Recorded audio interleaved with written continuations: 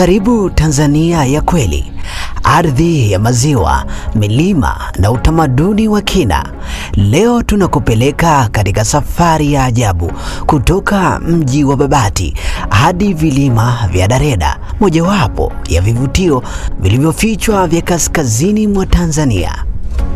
Babati ni mji mkuu wa mkoa wa Manyara, mji wenye nguvu, watu wa karibu na mandhari inayopendeza. Hapa ndipo safari yetu inaanza, katikati ya mabonde ya kijani na hewa safi ya milima. Jicho la kwanza linakupiga ni ziwa Babati, ziwa la amani lenye uzuri wa kipekee. Hapa ndege wa aina mbalimbali wanaimba, viboko wanastarehe pwani na wavuvi wanafuata mapato yao kwa utulivu wa asubuhi. Ziwa hili ni peponi kwa wapiga picha na wapendao asili. Tunapanda juu kutoka Babati kuelekea Dareda. Barabara inatupeleka katikati ya mashamba ya kijani, vijiji vya Wairaki, watu wenye utamaduni wa kale na mioyo ya ukarimu.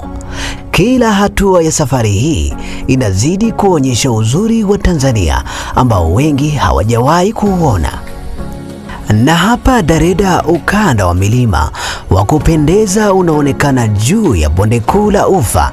Kutoka hapa unaweza kuona mbali sana mabonde makubwa, mawingu yanayokaribia na dunia inaonekana isiyo na mwisho.